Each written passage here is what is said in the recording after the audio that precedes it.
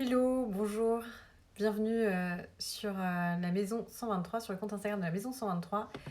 On va réaliser un atelier de broderie en direct. Alors je vous laisse un peu de temps pour arriver. Bienvenue à tous ceux qui arrivent en cours de route. Je voulais juste prendre deux, trois petites choses pour vous montrer. Voilà. Hello, bonjour à vous. Très heureuse de vous retrouver aujourd'hui sur le compte Instagram de Maison 123. Donc aujourd'hui, comme je disais, on va réaliser de la broderie. Le but, c'est de réaliser ce modèle de broderie que normalement vous avez pu télécharger sur mon compte Instagram. Si vous ne l'avez pas encore, vous pouvez aller le voir sur donc mon compte Instagram qui est Happy as a Bee. Je vais vous le remettre ici. Et après, que vous soyez brodeuse débutante ou confirmée, le but c'est de passer un bon moment ensemble et puis de voir ensemble les points de broderie. Alors j'espère que vous avez eu le temps de télécharger le motif. Sinon, c'est pas très grave, vous pouvez aller le prendre donc, sur mon compte Instagram.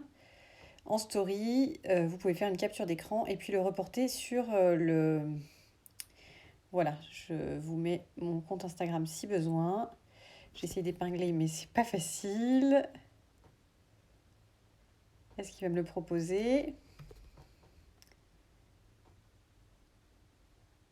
Bon, ça ne fonctionne pas. Mais en tout cas, si vous voulez aller voir sur mon compte Instagram pour télécharger le motif, n'hésitez pas. Coucou Laure, bonjour à tous ceux qui arrivent en cours de route et qui sont là pour apprendre la broderie. Donc, normalement, vous avez essayé de rassembler tout le matériel que vous aviez chez vous pour broder. L'indispensable de chez indispensable, c'est l'aiguille à broder et du fil à broder. Donc, les aiguilles à broder, c'est plus ou moins comme des aiguilles traditionnelles de couture, sauf que le chat est un peu plus large pour permettre de laisser passer le fil à broder. Mais si vous avez une aiguille classique, ça marchera aussi. Et du fil à broder. Donc du fil à broder, je vous conseille d'utiliser le moulinet spécial de chez DMC. C'est ce qu'il y a de mieux, je trouve. Je suis désolée, la luminosité est pas terrible. J'ai fait ce que j'ai pu, mais je trouve que c'est bien sombre. Le fil à broder, l'aiguille à broder, c'est l'indispensable. En plus, si vous voulez, pour vous aider, il y a quelques outils qui sont très utiles. Il y a le cercle à broder. Ça permet de tendre le tissu de façon uniforme. Donc, ça vous permet d'avoir une broderie beaucoup plus régulière. Donc, c'est pas mal du tout. Et si vous brodez sur du t-shirt, ce qui est génial, c'est le Magic Paper de chez DMC. Donc, c'est du Solufix. Vous pouvez en acheter chez une autre marque, il n'y a aucun souci. Je vous donne celui-là parce que je le trouve assez pratique. C'est en fait un petit autocollant que vous pouvez mettre sur votre tissu et hydrosoluble, donc ça s'enlève après au premier lavage. Et, donc ça vous aide à broder sur du jersey, donc sur du t-shirt. Donc la vidéo sera disponible pendant 24 heures sur le compte Instagram de Maison 123. Après, moi je l'enregistre, je la transmets, mais elle sera disponible nulle part. Donc il faut la revoir pendant les 24 heures où elle sera encore là. Voilà. Mais je vais essayer de mettre l'article sur mon blog avec le modèle à télécharger pour que vous puissiez la broder a posteriori si vous n'avez pas pu le télécharger à temps. Voilà.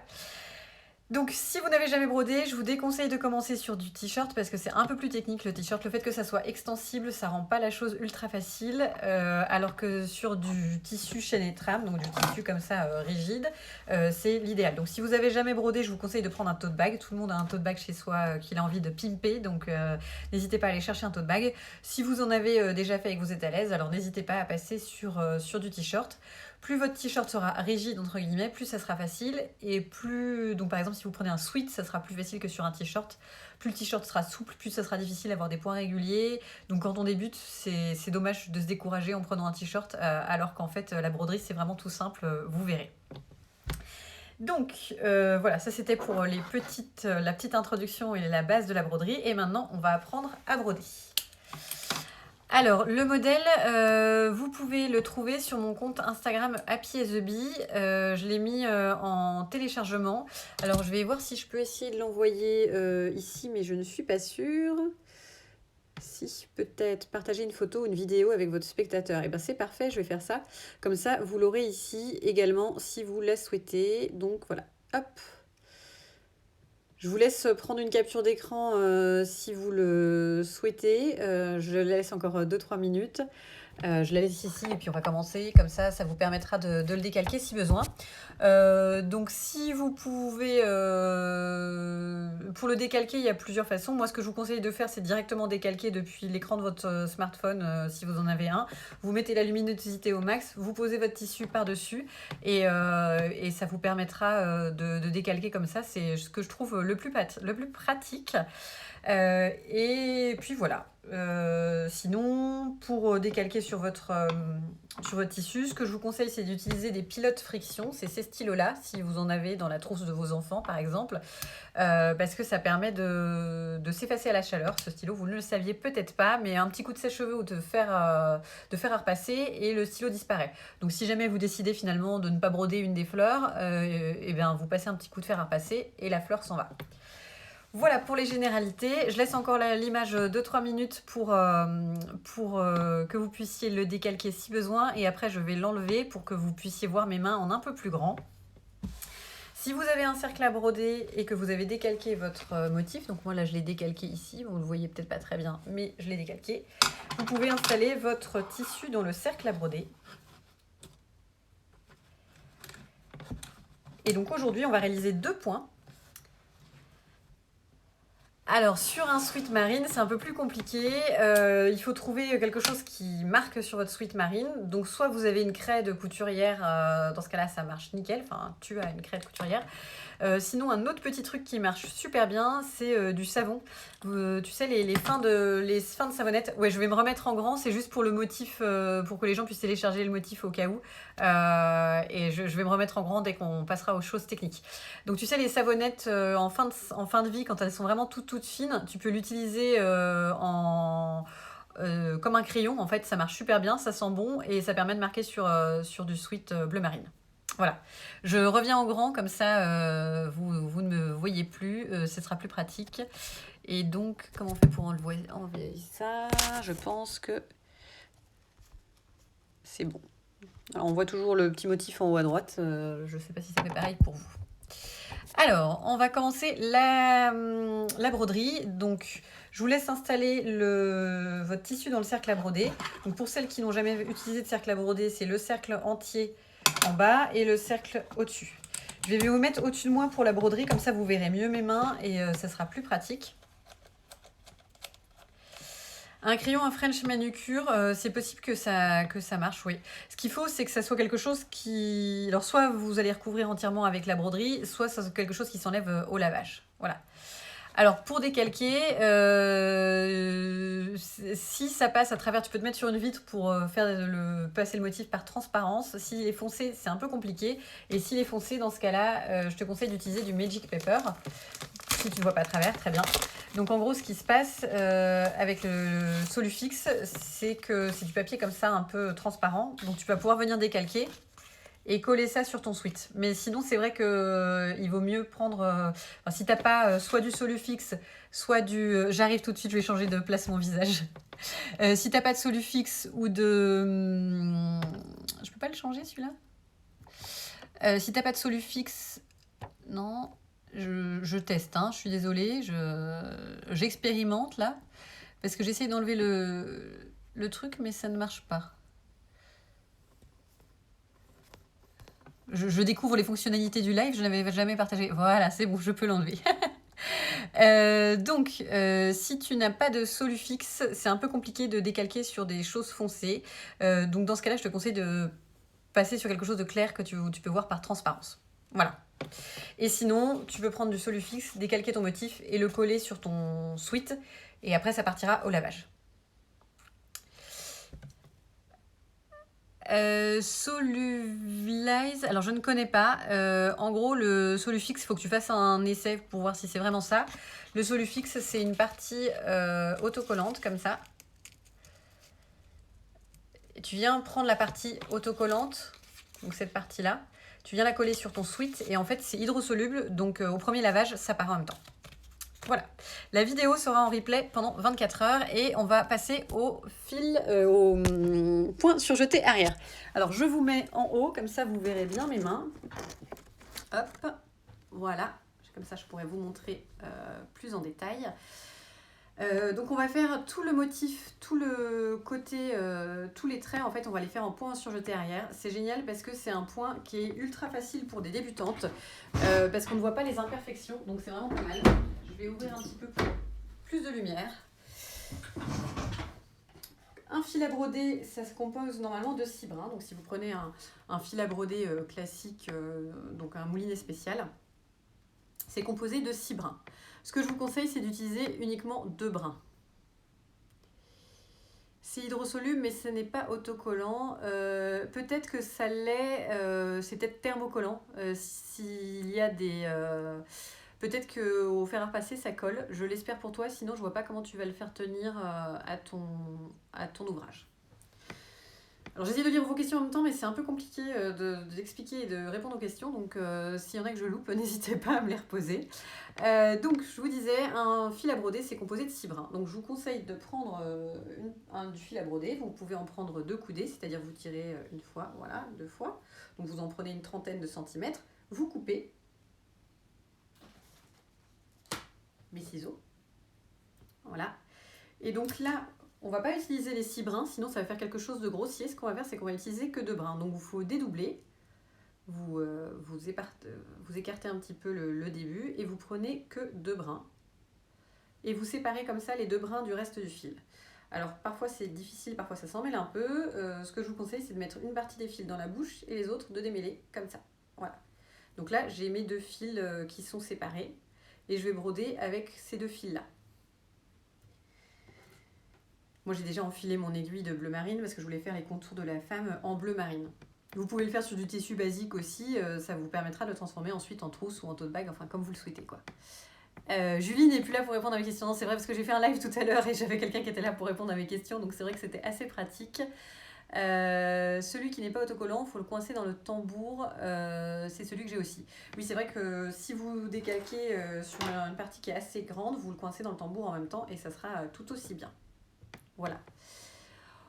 Après, les couleurs que vous pouvez utiliser, enfin vous pouvez utiliser n'importe quelle couleur, comme ça dépend du rendu que vous souhaitez. Moi par exemple sur mon t-shirt bleu, j'ai brodé en rose très clair, en rose très pâle. Là je suis sur un tissu blanc et je le fais en bleu marine. Mais c'est vraiment libre à vous, c'est en fonction de ce que vous voulez faire. Alors mon modèle, il est disponible dans ma story et je l'ai partagé ici en début du live, donc vous l'aurez de nouveau pendant le live. Quand vous le ferez en replay, mais sinon il faut aller sur mon compte Instagram Happy as a Bee et vous aurez le motif que vous pourrez télécharger. Allez, on se lance en point surjeté arrière. Donc vous avez enfilé votre aiguille avec les 2 fils, vous faites un bout sur les 2 fils sur un des côtés, un nœud sur un des 2 bouts, pardon. Donc la vidéo, non, a priori ne sera pas accessible sur YouTube, mais j'en parlerai à Maison 123 et on verra ce qu'on peut faire. Ce qui est sûr, c'est que vous pourrez la visionner pendant 24 heures sur Instagram. Donc en général, je fais 2 nœuds l'un sur l'autre pour être sûr que ça soit assez épais. Et on va commencer la broderie. Donc on commence par le point surjeté arrière pour faire toutes les lignes. Donc vous prenez une première ligne, ce que je vous conseille c'est de faire celle qui est la plus droite possible, je ne sais pas si vous voyez bien mon motif, voilà, je vous conseille de faire celle avec l'oreille, c'est plus simple pour commencer. Vous piquez au tout début de la ligne et vous venez piquer 2-3 mm plus loin. Et donc en fait on va faire un point arrière, c'est-à-dire qu'on va faire des points de 3 mm à chaque fois. Donc vous piquez 2-3 mm plus loin que là où vous avez terminé. Je ne sais pas si vous voyez bien mon aiguille, là j'ai laissé 2-3 mm entre le dernier point et le point suivant. Vous passez sur l'avant et ensuite vous venez repiquer exactement là où vous êtes sorti précédemment, là où se termine le point précédent. Donc ça s'appelle un point arrière. Donc je vous remontre, je pique 2-3 mm plus loin que mon précédent point. Voilà, j'espère que vous voyez bien. Et ensuite, je viens piquer de nouveau là où mon point est sorti. Donc en fait, je reviens en arrière, c'est pour ça que ça s'appelle le point arrière. Là, je repique où le point est sorti.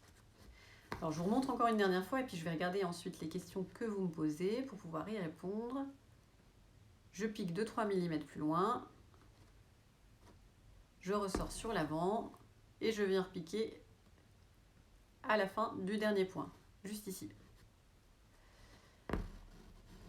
Alors moi c'est pas du fil noir, c'est du fil bleu marine. Après sur la vidéo ça peut vous paraître noir. Voilà, c'est du bleu assez foncé. Alors pour répondre aux autres questions, je vérifie, est-ce que la vidéo sera accessible sur YouTube? Pour l'instant je vous ai dit je vais me renseigner. Et pour trouver mon modèle, c'est sur mon compte Instagram Happy as a Bee, donc heureuse comme une abeille. Voilà, je crois que j'ai répondu à toutes les questions. C'est du bleu marine en effet.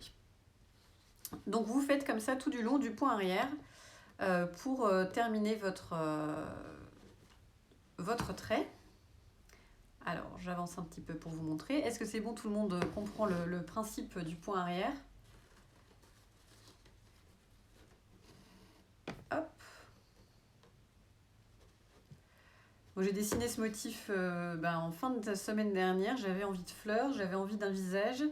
Et je l'adore, je suis super contente de l'avoir brodé sur un t-shirt.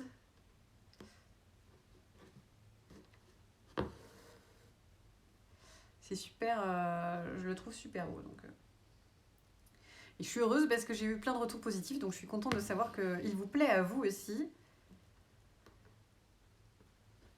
Donc encore une fois, si vous n'avez jamais brodé, je vous déconseille d'utiliser des fils métallisés.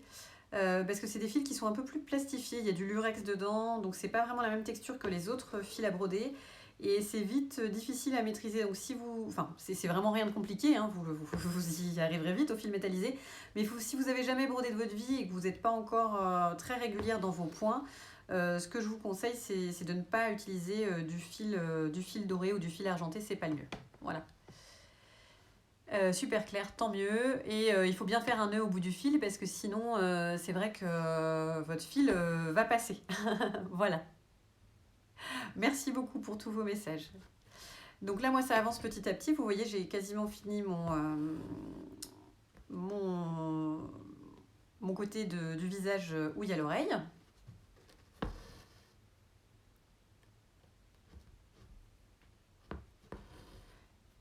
Donc le point arrière surjeté, c'est un point qui se fait en deux temps. D'abord le point arrière, là c'est ce qu'on est en train de faire, et ensuite le surjet, que je vais vous expliquer par la suite. Et le fait que ça soit surjeté, en fait ça va venir cacher les petites imperfections que l'on fait surtout au début, quand on débute en broderie.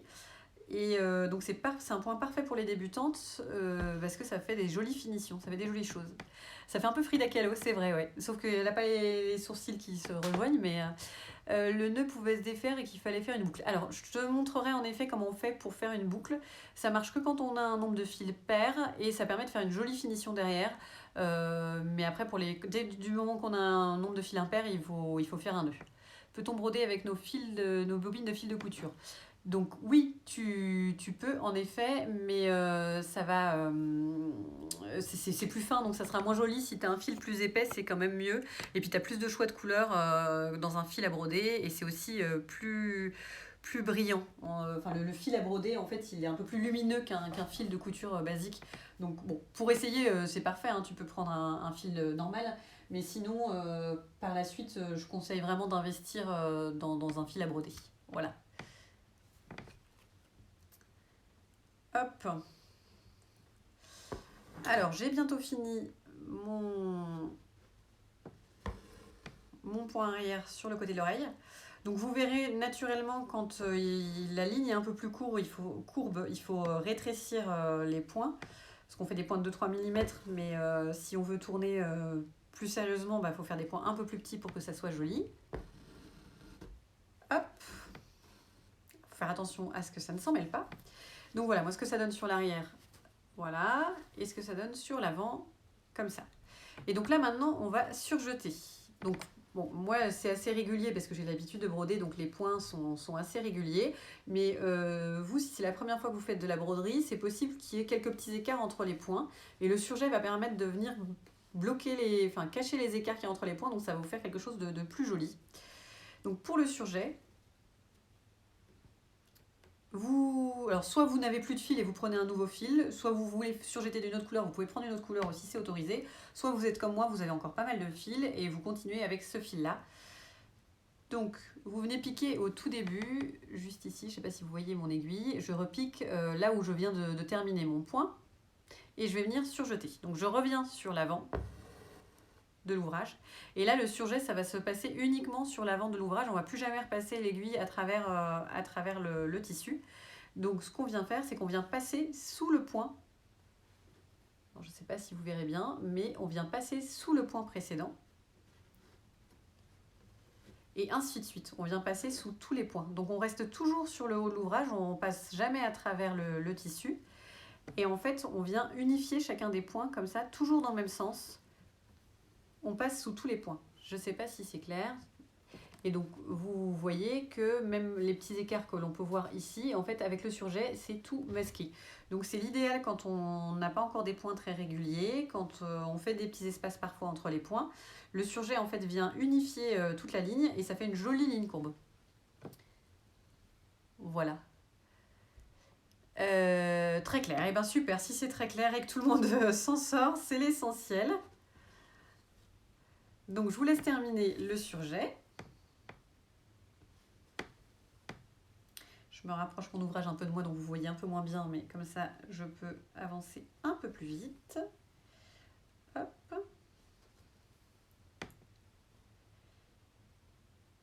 Donc vraiment, le point arrière surjeté, c'est un point ultra accessible, et surtout, ça fait de jolies lignes courbes. Enfin, moi, je l'aime beaucoup. Je trouve que c'est parfait. Surtout quand on brode sur du t-shirt, c'est bien, ça permet d'unifier tous les points. Alors le risque par contre, c'est qu'il ne faut pas non plus trop tirer sur le fil de surjet parce que parfois ça peut faire des choses un peu moches. Il faut bien évidemment essayer d'être le plus régulier possible sur la largeur des points arrière et puis ne pas trop tirer sur le fil du surjet quand on vient le passer. Voilà. Donc je repasse en dessous du fil sans passer dans le tissu, c'est tout à fait ça. En fait, je passe sous le point, mais en glissant mon aiguille en dessous, mais je ne repasse jamais dans le tissu. Voilà. Donc là, moi, j'ai fini de surjeter tous mes points. Vous pouvez voir ici, ça fait une ligne bien nette. Donc là, c'est mon fil qui n'est pas encore passé à l'arrière. Et pour terminer ce point, je repasse sur l'arrière, où je renfonce mon aiguille au tout début. Et je viens sur l'arrière faire un nœud pour bloquer cette première ligne de broderie. Voilà. Ouais, c'est top, le point arrière surjeté, c'est top pour quand on débute en broderie, et même quand on débute pas d'ailleurs, moi c'est un point que j'aime beaucoup. Voilà. Super, si vous y arrivez, c'est top. Alors en fait, on passe entre les deux points. Je vais vous montrer un petit peu. En gros, on passe sous le point, donc entre les deux endroits où on est rentré derrière le tissu. Donc pour faire un nœud, ce que je fais moi habituellement, ce que je trouve le plus simple à gérer, c'est je repasse en dessous. Donc là, je suis sur l'arrière, hein, j'ai repassé mon fil sur l'arrière, ça c'est l'arrière de mon ouvrage. C'est celui où il va y avoir les nœuds et on va essayer d'être le plus propre possible, bien évidemment, mais c'est celui où on va avoir les nœuds. Donc, je passe, en fait il suffit de faire un nœud, mais pour faire ce nœud, le plus simple je trouve c'est de passer avec l'aiguille dessous et de venir dans la boucle. Donc là ça fait déjà un nœud et souvent j'en fais un deuxième par-dessus. Donc je passe sous un point que j'ai déjà réalisé et je repasse dans la boucle pour faire un petit nœud. Voilà, donc je fais deux nœuds l'un sur l'autre et puis là c'est bon, j'ai jamais eu une seule broderie qui s'est défaite, même quand j'en fais sur des t-shirts que je lave régulièrement. Voilà. Alors, moi j'ai brodé mon exemple sur du t-shirt. Tu peux facilement broder sur du t-shirt, il n'y a aucun souci. En fait, je disais juste, le t-shirt c'est un peu plus difficile à maîtriser quand on débute en broderie parce que c'est un t-shirt c'est un tissu qui est extensible et du coup, c'est un peu plus difficile de faire des points réguliers. Donc, si vous avez jamais brodé, je vous conseille de broder pour la première fois sur une trousse ou sur un tote bag. Ça vous permettra de ne pas vous dégoûter et de faire un joli résultat alors que c'est votre première fois. Mais par contre, si vous êtes plus experte ou que vous voulez vous lancer directement sur du t-shirt, il n'y a pas de souci. Sachez juste que le t-shirt, c'est un peu plus compliqué et que donc dans ce cas-là, si vous êtes débutante et que vous voulez commencer par du t-shirt, je vous conseille d'utiliser du Solufix, dont je vous reparlerai à la fin si vous le souhaitez, parce que vraiment, ça permet de rigidifier le t-shirt et de faire un joli résultat. Voilà. Super, super. Quelle taille de tambour utilises-tu? Que recommandes-tu pour des... Alors la taille de tambour, enfin, moi j'ai toutes les tailles à la maison. J'ai pris celui-là parce que c'était le plus adapté à la taille du motif. Là c'est un 12 cm ou 15 cm, je ne sais pas trop, je vais vous dire. Il y a des tailles standards, hein, c'en est un de chez DMC et il fait, c'est ça, 12,5 cm. Je pense que ça fait partie des plus petits que vous pouvez trouver sur le marché. Voilà. Mais c'est plus si tu veux broder un énorme motif ou sur un énorme sac, tu vas en prendre un plus gros, mais voilà.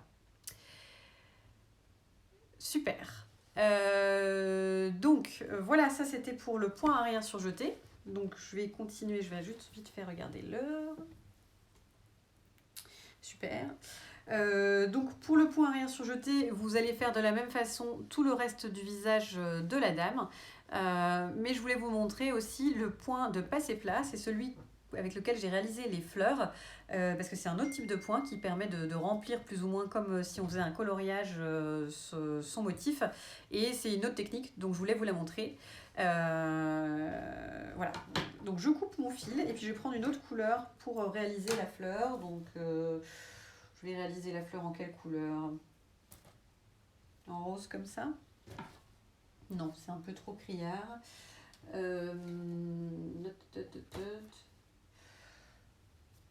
Bon, je vais peut-être réaliser en bleu. Non, non, pas en bleu. En orange? Non, ça fait trop Halloween. Voilà, je vais réaliser en rose, mais en rose comme ça. Donc pour faire du passé plat, alors pour le point de passé plat, vous pouvez prendre 2 brins, mais ça sera plus long. Parce que le but du passé plat, c'est de remplir toute une zone. Donc ce que je vous conseille, c'est de prendre au minimum 3 brins. Comme ça ira plus vite pour vous. Vous pouvez aussi prendre les 6 brins si vous souhaitez, ça ira encore plus vite. Mais pour faire un travail plus fin, 3 brins, c'est parfait. Et je vous montrerai après comment faire avec une boucle. Alors, le point de passé plat. Donc là, j'ai dédoublé mes fils puisque, comme d'habitude, il y a 6 brins sur un fil à broder. Et là, on n'utilise que 3. Donc après, le nombre de fils à utiliser, vous verrez au fur et à mesure de vos broderies, vous prendrez plus d'assurance, vous ferez comme ci ou vous ferez différemment, enfin c'est vous qui verrez. Si vous achetez des diagrammes tout faits, c'est souvent indiqué le nombre de fils à utiliser. Et si par exemple vous allez sur le site de DMC, donc c'est la marque que j'utilise pour la plupart de mes fournitures de broderie, si vous allez sur le site de DMC, il y a plein de diagrammes gratuits, donc des dessins gratuit avec toutes les précisions, les couleurs que vous pouvez utiliser et les points que vous devez utiliser. Donc c'est quand même très clair. Donc je vous laisse prendre 3 brins. Alors en aiguille, j'ai des aiguilles de la marque Bohin. C'est celle que j'utilise tout le temps, c'est par habitude. J'ai des petites habitudes de vie. À chaque fois je prenais des aiguilles de la marque Bohin. C'est des aiguilles spécifiques pour la broderie, c'est-à-dire qu'elles ont un plus gros chat que les aiguilles traditionnelles de couture. Et en fait les petits chiffres, les 22, 24, 26, ça dépend de la taille d'aiguille. Donc ce que je vous conseille au début, c'est d'acheter un set avec un assortiment de taille d'aiguille. Comme ça vous pourrez modifier en fonction de si vous voulez broder avec 2 brins, 3 brins, 6 brins. Voilà. Là j'ai juste changé parce que j'avais pris une aiguille plus fine en fait et j'arrivais pas à passer mes 3 brins. Je pense que j'aurais fini par réussir, mais comme j'étais en live et que j'avais pas envie de perdre de temps avec ça, j'ai préféré prendre une aiguille plus grande. Voilà. Des astuces de rangement quand les brins sont sortis de leurs écheveaux. Non. En fait, ce que je fais moi quand je voyage, c'est que je les mets sur des petites cartonnettes. Donc dans ce cas-là, que ça soit 2 brins, que je les ai sortis ou pas, c'est pratique. Je sais pas si j'ai là ma petite trousse. J'ai envoyé mes petits trucs de voyage à une copine qui était en confinement et qui s'ennuyait, donc j'en ai plus là. Ben non, j'en ai même plus à vous montrer. En gros, ce que je fais, c'est que je fais une petite cartonnette et puis j'enroule mes fils autour. Voilà. Et il existe des cartonnettes exactement toutes faites aussi. Donc pour le point de passé plat, le but c'est de remplir l'ensemble de la fleur. Donc on commence toujours par l'extérieur, c'est-à-dire en gros, je vais vous faire un dessin. Si votre motif, on va dire si vous voulez broder quelque chose de comme ça, il faut toujours commencer par piquer de là où c'est le plus large vers l'intérieur. Donc dans ce sens-là, toujours. Ça permettra de recouvrir les fils, ça permettra de faire quelque chose de plus régulier que si vous faites dans ce sens-là. Donc il faut toujours broder de la partie la plus large vers la partie la moins large, c'est ce qui vous permettra de faire quelque chose de plus régulier. Donc dans le cas de nos fleurs ici, même si c'est pas flagrant, que ça ressemble parfois un peu à des rectangles, on commence par l'extérieur de la pétale et on vient piquer jusqu'à l'intérieur du cœur, comme ça. Voilà. Donc on continue, le but c'est de petit à petit remplir. Donc on vient à côté, toujours sur l'extérieur, on vient piquer à côté de ce qu'on a fait et on vient repiquer sur l'intérieur. Et le but c'est comme ça de remplir petit à petit le pétale de la fleur. Donc on vient piquer à côté, voilà, on tire et on vient repiquer sur le cœur de la fleur. Et petit à petit, comme ça, notre pétale va commencer à se remplir. Voilà. Alors ici, ce sont des aiguilles à tapisserie parce qu'il y a un bourron. C'est plutôt pour la toile Aïda ou le lin, pour des tissus qui ont des trames assez larges. Mais vous pouvez prendre des aiguilles directement pointues. Ça dépend de ce que vous avez chez vous. Voilà. Alors, je vais vous remontrer exactement pour le point de passé plat. Hop. Alors, pour le point de passé plat, en gros, je vais vous faire un schéma, comme ça sera peut-être plus clair. En gros, pour le point de passé plat, si vous avez un pétale comme ça, il va falloir venir piquer ici et puis faire tirer son fil là. Pareil à côté, jusqu'à ce que la fleur soit remplie entièrement. Donc si vous prenez 6 brins, c'est plus large, donc votre fleur sera remplie plus vite. Si vous prenez 2 brins, c'est un peu plus long, puisqu'il va falloir piquer plusieurs fois pour tout remplir. Le passé plat, je trouve que c'est... Alors il y a des personnes qui adorent ce point. Moi personnellement, je trouve que c'est un point que j'ai mis plus de temps à maîtriser que les autres, parce qu'il demande d'être précis sur l'endroit où on pique et sur l'endroit où on ressort. Mais quand même c'est un point qui est joli puisque ça permet de remplir des zones, donc je trouve que c'est très sympa. C'est pour ça que j'en ai fait un petit peu aussi ici, puis ça vous êtes 2 points à apprendre. Mais si vous trouvez ça trop dur ou vous n'aimez pas, vous pouvez tout simplement broder le contour des fleurs avec le point arrière surjeté, comme on l'a fait précédemment avec le reste du visage de la femme. Voilà. Donc je vais terminer ce pétale. Et ensuite, je vous montrerai juste comment faire avec une boucle pour commencer une broderie. Ça permet de faire quelque chose de plus net. Enfin, de plus net. Ça permet de faire une finition plus jolie à l'arrière. Et en effet, il n'y a aucun risque que ça se déface. Le seul souci, c'est que vous êtes obligé de broder avec un nombre de brins pairs. Voilà. Est-ce que l'on pique plusieurs fois dans le même trou de la petite partouille? Exactement. En fait, quand on vient repiquer au centre, vous pouvez repiquer exactement là où vous êtes rentré précédemment. Il n'y a pas de souci. C'est justement pour ça qu'il faut toujours aller de l'extérieur vers l'intérieur. C'est parce que les points sur l'intérieur en fait, vont se recouvrir petit à petit, puisque la forme est un peu conique. Et ça fera plus net si vous faites dans ce sens-là que dans le sens intérieur-extérieur. Donc quand on fait du passé plat, on peut broder le contour du pétale avant en faisant un point surjeté arrière et ensuite le remplir en surjet. Mais moi, quand c'est petit comme ça, je préfère surjeter. Je préfère broder en passé plat directement plutôt que de broder le contour puis l'intérieur. Mais si vous êtes plus confortable, vous pouvez d'abord broder le contour en point arrière, puis l'intérieur en passé plat, ça pose aucun souci. Voilà. En gros, ce que ça donne, là, j'ai fait un premier pétale. Voilà. Donc, si vous avez des questions, n'hésitez pas, parce que ça va bientôt... on arrive vers la moitié du live. Un peu plus la moitié, pardon. Donc, je vais vous remontrer pour le point surjeté comment on fait. Si vous avez des questions, donc le live sera de toute façon disponible pendant 24 heures. Moi, si vous avez des questions broderie, vous pouvez très bien m'en poser sur mon compte Instagram. Il n'y a aucun souci, j'y répondrai avec grand plaisir. Et si vous voulez revoir des points plus en détail, j'ai une chaîne YouTube où les points de broderie sont disponibles, donc vous pouvez les revoir sans souci. Donc là j'ai fait un petit nœud pour arrêter mon pétale et je vais renfiler un fil pour vous montrer comment on fait pour une boucle.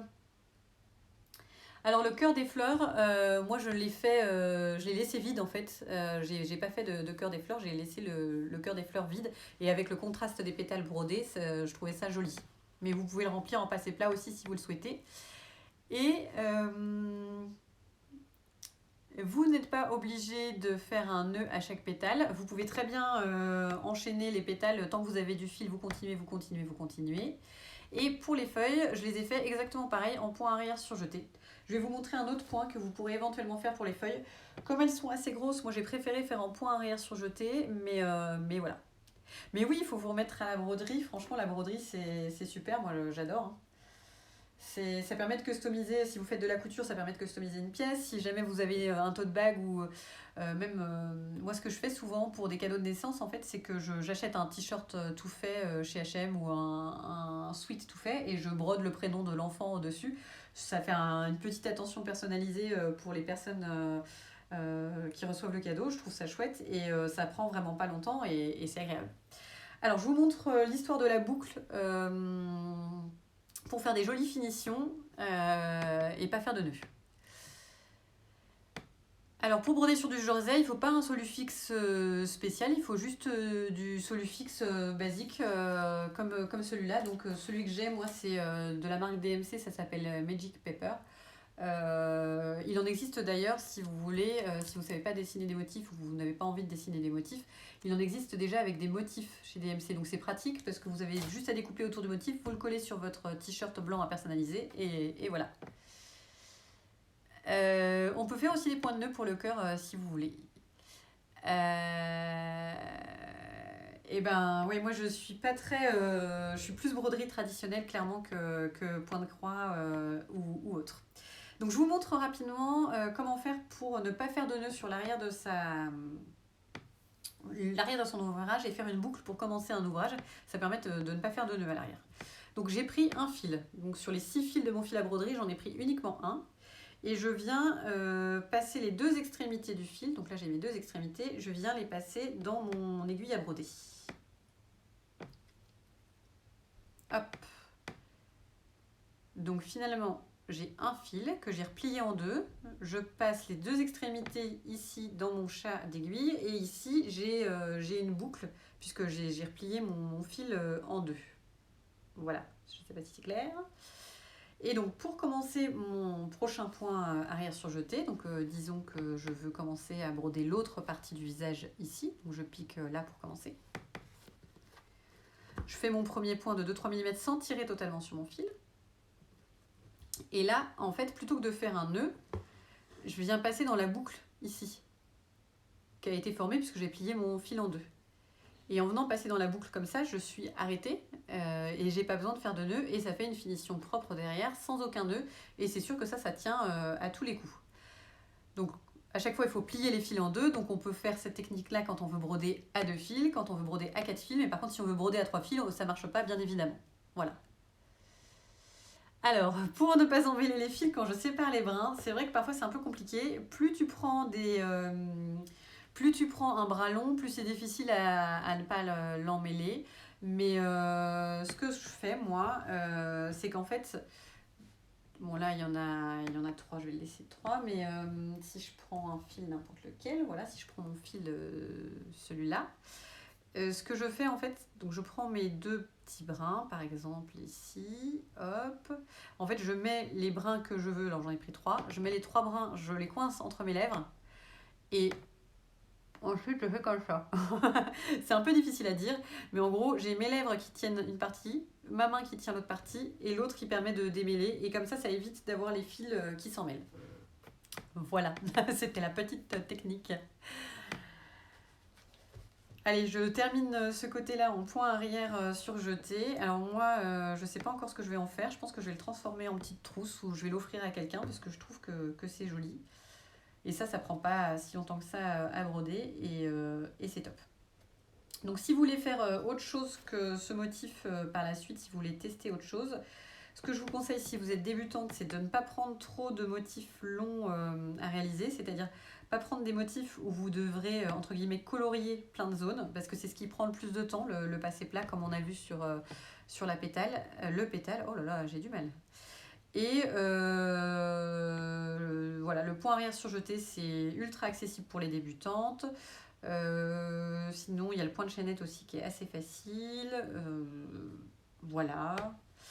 Le point de nœud qui est très sympa à réaliser. Si vous ne savez pas comment faire, donc j'ai des vidéos sur ma chaîne YouTube, vous pourrez aller voir. Et puis voilà, je crois que c'est tout. Et bien tant mieux si les explications sont claires. Surtout, n'hésitez pas à me montrer vos résultats sur Instagram. J'ai hâte de découvrir, voir s'il y a des personnes qui ont brodé en live en même temps que moi. Donc vous pouvez taguer la maison 123 qui vous offre ce cours de broderie et puis me taguer donc Happy as a Bee. Alors au bout d'un moment, si vous tirez trop sur votre cercle, en effet le tissu peut se détendre un petit peu. Ça dépend de la qualité de votre cercle, ça dépend de la qualité de votre tissu. Donc vous pouvez en effet au fur et à mesure au cours de la broderie retirer votre tissu, il n'y a aucun souci.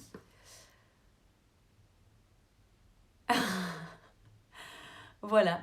Le tissu le plus facile à broder, en effet le coton, en gros tous les tissus qui ne sont pas élastiques seront faciles à broder. Si vous avez du lin pas trop fuyant, du lin un peu solide, c'est facile à broder. Là, par exemple, c'est un ancien drap qu'on n'utilisait plus dans la famille, que j'ai récupéré pour faire d'autres choses. Donc là, ça, c'est idéal parce que c'est pas trop épais, vous n'allez pas vous faire mal aux mains à passer l'aiguille. Et en même temps, ça tient bien, c'est pas du tout élastique, donc c'est parfait. Alors, pour le point de passer plat, on termine par un nœud à l'arrière, c'est ça. Et pour la joue, j'ai utilisé exactement le passé plat comme celui-là. Je vais vous montrer la joue. Je termine juste ça, je termine mon fil et je vous montre la joue. Ah bah d'ailleurs, j'ai oublié de la faire ici. Donc je vais redessiner la joue et je vous montre la joue en passé plat. Comme ça, je vous l'aurai montré une deuxième fois. Et puis après, on se quittera là. Si vous avez des questions, bah, n'hésitez pas. Je termine juste mon fil, comme ça sera fait.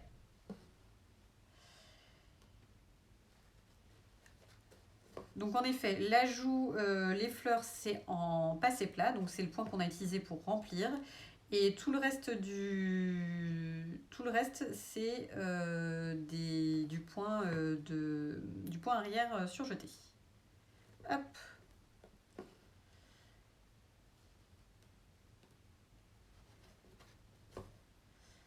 Allez, je vais m'arrêter là et je vous montre la joue.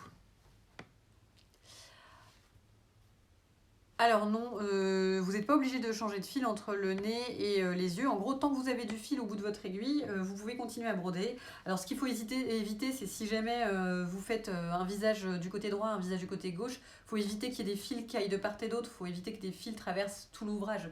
Mais si c'est pour passer de l'œil au début de la ligne ici, il n'y a aucun souci, vous pouvez garder la même aiguille et vous n'êtes pas obligé de faire de nœud, ça ne se défera pas.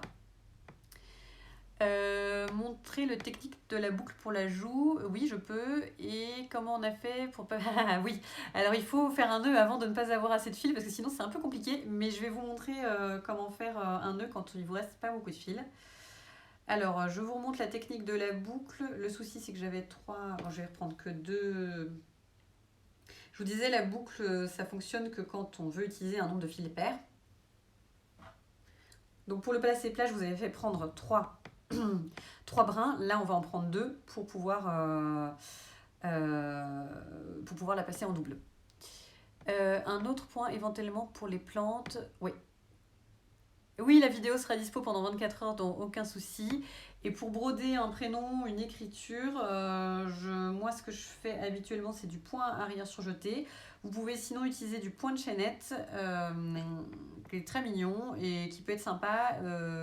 Mais si vous voulez broder un prénom, ne l'écrivez pas trop petit parce que sinon ça sera un peu difficile. Et surtout, essayez de ne pas prendre 6 brins parce que sinon ça va être illisible. Donc pour la boucle, la technique de la boucle, quand on commence, on plie son brin en deux. Donc ici j'ai 2 brins que j'ai pliés en 2. Donc ici il y a une boucle puisque j'ai plié. Et ici il y a les 4 brins. Puisqu'il y a 2 fois 2 brins. Et je viens les passer dans le chat de mon aiguille. Alors hop, je passe ça tout de suite. Voilà, donc j'ai passé mes 4 brins dans l'aiguille et au bout j'ai une boucle. Donc pour commencer la joue que je vais faire en passé plat, je pique, admettons, au début de la joue ici. En gros, la joue c'est un cercle. Et pour le coup, donc c'est un cercle comme ça, on va le remplir comme ça, en faisant des choses parallèles comme ça. Donc j'ai piqué au tout début de la joue. Moi je commence toujours par le milieu du cercle et après je fais chaque côté, mais vous êtes libre de faire comme vous voulez. Donc vous voyez, j'ai ma petite boucle ici, sur l'arrière, parce qu'il ne faut pas tirer à fond tant qu'on n'a pas fait le nœud. Je pique en haut de ma joue pour remplir ma joue. Et quand je repasse sur l'arrière, en fait, comme j'ai pas fait de nœud, si je tire en entier, ça va partir là. Si je tire en entier, ça va passer à tout à travers. Mais en fait, je viens passer dans la boucle pour retenir le fil. Et donc là, après, je peux commencer à broder. Ça fait pas de nœud derrière et ça fait un truc net. Voilà. Ouais, et je vous montre, je termine vite fait la joue là, et je vous montre comment faire un nœud à la fin d'un motif, surtout quand on n'a pas plus beaucoup de fil, parce que parfois, moi je suis la spécialiste, comme j'aime pas gâcher du fil, je vais jusqu'au bout de mon fil, et parfois on se retrouve avec un tout petit bout de fil et c'est un peu compliqué. Alors surtout quand vous êtes sur l'arrière, gardez bien votre aiguille, c'est plus facile de faire un nœud quand vous avez votre aiguille au bout. Je vais vous montrer tout de suite. Alors, je fais ma joue. Hop.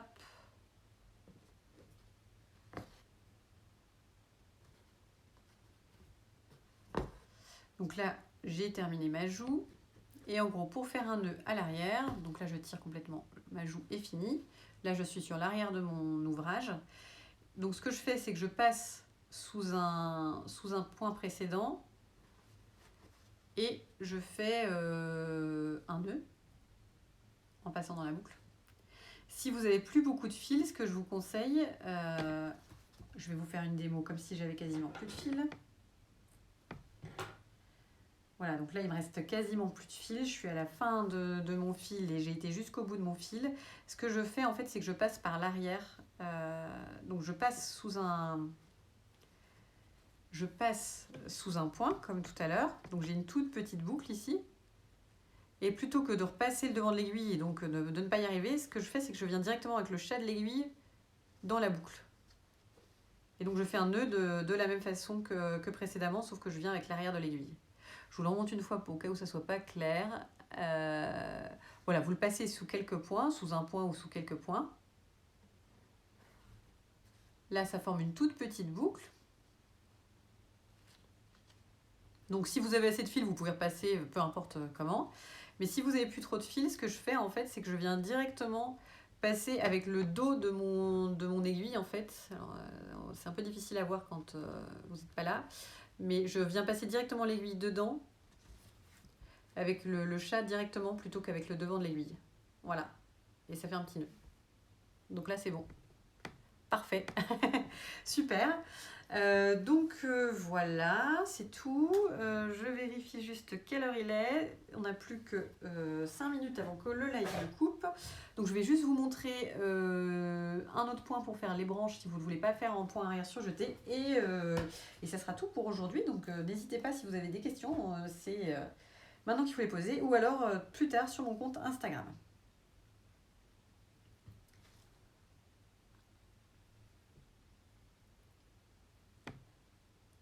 Et bien, trop contente de voir que ça vous plaît. Moi, ça me fait super plaisir. J'étais contente que Maison 123 veuille faire de la broderie parce que j'adore la broderie. Je trouve que ça permet de customiser des baskets en toile, des t-shirts, des tote bags. Donc, c'est vraiment super. Donc, pour les petits feuillages, je vous montre un autre point. Vous pouvez le faire en point arrière surjeté comme on a fait le reste du visage, mais je vais vous montrer un autre point qui peut être facile à réaliser. Donc là, j'ai pris 2 fils pour réaliser ce point. Je commence, donc je fais mon point arrière pour la branche, oui je suis là, pour la branche ici, ça il n'y a pas d'autre solution que de le faire en point arrière, donc je vous montre pas puisqu'on l'a déjà vu en début du live, vous pourrez le revoir si besoin. C'est un point de 2-3 mm de longueur où on revient à chaque fois piquer là où on est sorti. Donc ça, on fait d'abord la branche. Et pour faire les feuilles, on va faire un point qui s'appelle le Lazy Daisy en anglais. Alors en français, j'avoue que je ne sais pas comment ça se dit, mais je trouve ça beau en français. Marguerite paresseuse, je trouve ça chouette. Alors ce live, vous pourrez le revoir pendant 24 heures sur le compte de Maison 123. Voilà. Donc j'ai fait mon point arrière surjeté tout le long de ma branche. Et pour faire les feuilles, donc soit on le fait en point arrière surjeté comme on a fait tout le reste, soit on fait un truc qui va encore plus vite. C'est pour ça que ça s'appelle le Lazy Daisy. C'est un peu le truc des feignantes. On pique à la base de la feuille. Donc je vais redessiner juste une feuille pour qu'on la voit bien parce que voilà, là on la verra mieux. Sinon vous aurez peut-être un peu de mal à voir avec le contraste. Hop. Donc on pique à la base de la feuille que l'on veut dessiner. Donc moi je vais vous faire celle-ci. Voilà, je suis là, hein, j'ai piqué à la base. On vient sur l'avant emmener tout le fil. Et on repique exactement là d'où on sort. Donc à la base de la feuille, finalement. On repasse l'aiguille sur l'arrière. On ne tire pas en entier, hein, parce que sinon tout va partir. Donc là, vous voyez, j'ai une petite boucle qui s'est formée et qui vient et qui rentre exactement du même endroit, c'est-à-dire la base de la feuille. Et donc je laisse cette petite boucle sur l'endroit, je ne tire pas entièrement et je viens piquer au sommet de la feuille.